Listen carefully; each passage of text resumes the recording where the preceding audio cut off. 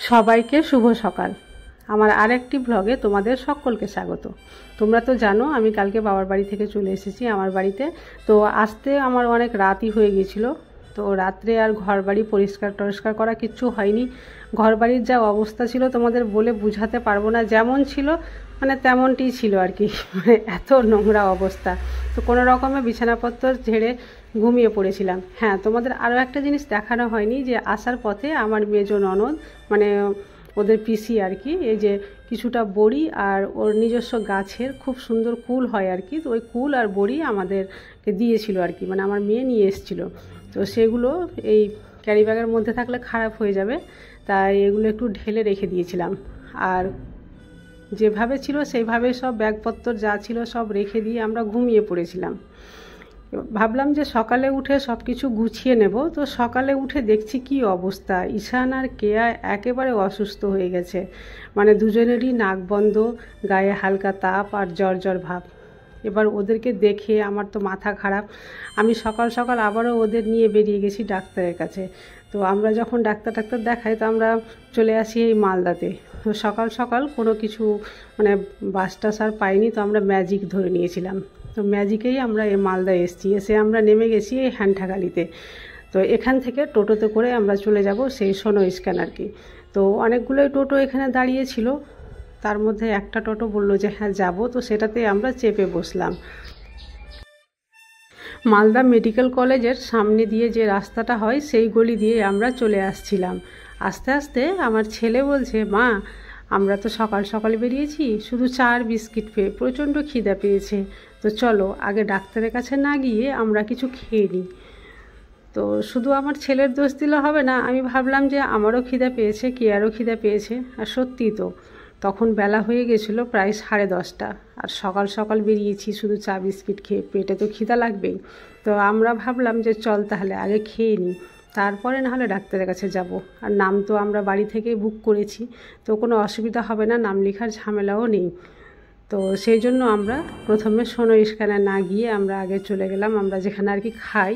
মানে আমরা যখন মালদায় আসি তো আমার ছেলে মেয়ে যে জায়গাতে খায় খেতে পছন্দ করে সেটা হচ্ছে ওদের ফেভারিট দোকান, যেটা আইডিয়াল বেকারি। আইডিয়াল বেকারিতে তারা না খেলে আর বাড়ি যেতে চায় না। মানে যতবারই এই মালদায় আসবে তাদেরকে এখানে খেতেই হবে। তো সেই জন্য আমরা টোটোকে বললাম যে চলো এখন আমাদেরকে আগে সোনো স্ক্যান নিয়ে যেও না, আগে আমাদেরকে আইডিয়াল বেকারির কাছে নামিয়ে দাও। তো সেই কথা অনুযায়ী টোটো আমাদেরকে আইডিয়াল বেকারির সামনে যে দাঁড় করিয়ে দিয়েছে। আমরা টোটো থেকে নেমে আইডিয়াল বেকারির ভেতরে ঢুকে পড়লাম।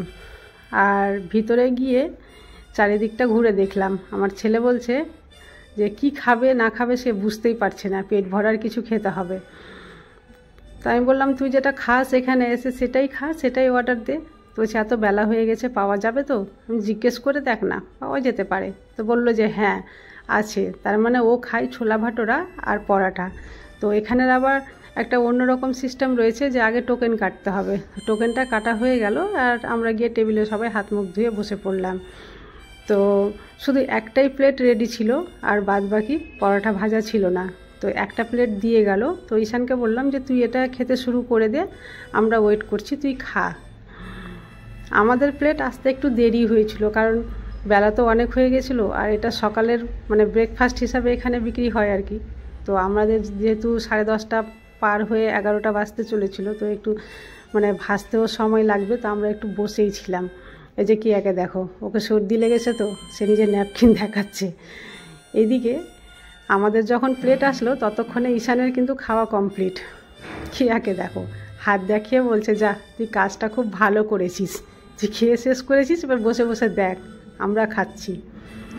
আমরা আইডিয়াল বেকারিতে খেয়ে এখান থেকে আবার বেরিয়ে গেলাম, কারণ ওইদিকে আবার ডাক্তার দেখাতে হবে, তো যদি নাম পেরিয়ে যায় সেটাও ভয় হচ্ছিল।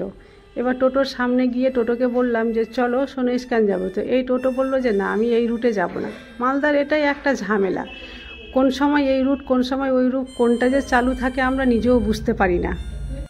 তারপরে সামনে একটু এগিয়ে গিয়ে আরও একটা টোটো দেখতে পেলাম। এবার সেই টোটোকে বলাতে সে বললো যে ঠিক আছে, তো সেটাতে আমরা বসে পড়লাম। এবার দেখো মজা, সেই সামনে একটু রাস্তা ছিল, মালদা মেডিকেল সেন্টারের সামনে দিয়ে গেলেই কিন্তু পেয়ে যেতাম সোনো স্ক্যান, কিন্তু সে আবার আমাদের গোটা মালদা ঘুরিয়ে নিয়ে আসলো। মালদা ঘুরিয়ে নিয়ে আসতে বলতে সেই থানার সামনে দিয়ে যে রাস্তাটা গেছে না, ওই রাস্তা দিয়ে গোল গোল করে ঘুরিয়ে তারপরে সোনো স্ক্যান নিয়ে যাচ্ছে। অনেকখানি রাস্তা, কি জানি বলছে যে ওই রাস্তা দিয়ে গেলে আমাদেরকে পুলিশ পেটাবে, এই রাস্তা আমাদের, আমরা এই রাস্তা দিয়ে যাব। কি জানি বুঝতে পারি না কখন কোনটা রাস্তা দিয়ে যেতে পারে, ওরাই জানে। সবশেষে এই সোনো স্ক্যানের সামনে এসে আমরা নেমে গেলাম। বাপরে, এত ভিড়, এত ভিড়, এত ভিড়ের মধ্যে আমরা কত কষ্ট করে এগিয়ে গেলাম। এবার লিফটের মাধ্যমে একেবারে 4 তলায় উঠে পড়লাম।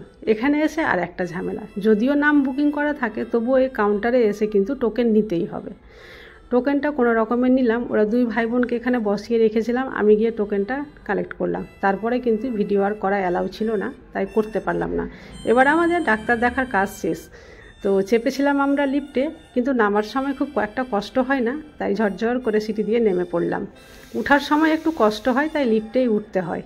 এবার সেখান থেকে নেমে আমরা আবার টোটো ধরে নিলাম।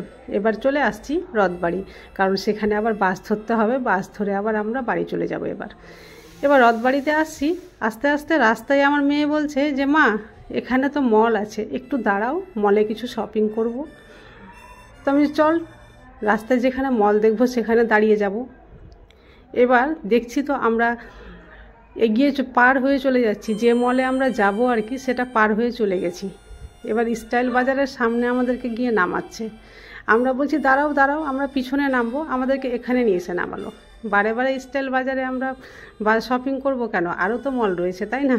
তো এবার আমরা ওখানে নেমে গিয়ে টোটোটা ছেড়ে দিলাম, তারপরে পিছনের দিকে আবার হাঁটতে শুরু করলাম, কারণ আমাদেরকে পিছনের মলটাতে যাওয়ার ইচ্ছা ছিল আর কি।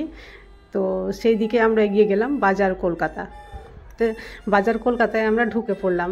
বেশ কিছু এখানে দেখে শুনে কেনাকাটাও করেছিলাম। চলো কি কি কেনাকাটা করেছি তোমাদের একটু দেখিয়ে দিই। এই কুর্তিগুলো আমার খুব ভালো লেগেছিলো, তাই কুর্তি নিয়েছিলাম।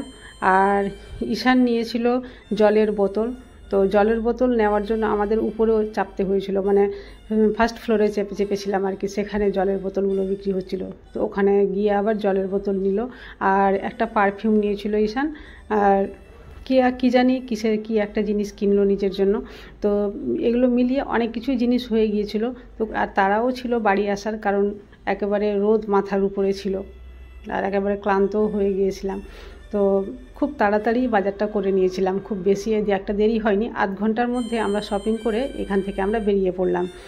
এবার ভাবলাম যে আমরা তো অনেকটা পথ এগিয়ে চলে এসেছি, রথবাড়ি তো সামনেই রয়েছে, তো আর টোটো ধরবো না, চল আমরা হেঁটেই কিন্তু বাস স্ট্যান্ডে চলে যাব। এভাবে আমরা হাঁটছি, হাঁটতে হাঁটতে সামনে দেখতে পেয়েছি একটা ফুচকার দোকান। আর দেখো মজা, এই ফুচকার দোকান দেখে ওদের শরীর অসুস্থ আছে, অথচ ফুচকার দোকান দেখে ওরা একেবারে সুস্থ হয়ে গেছে। দেখো, 2 জন ফুচকার দোকানের সামনে দাঁড়িয়ে লাইন দিয়ে ফুচকা খাচ্ছে। আমি যেহেতু টক খাবো না, তো আমি আর ফুচকা খেলাম না, ওদেরকে দাঁড় করিয়ে ফুচকা খাওয়ালাম। খুব বেশি একটা খেতে দিইনি আমি, এই অল্প করে খা, বেশি খাস না, কারণ তোদের শরীর এমনিতেই অসুস্থ, তোরা আবার এখানে টক ঝাল খাবি। তো যাই হোক, ফুচকা অল্প করে খেয়ে তারা হাত ধুয়ে নিল। আর আমরা হাঁটতে হাঁটতে এই রথবাড়ি বাস স্ট্যান্ডে এসে দাঁড়িয়ে পড়লাম।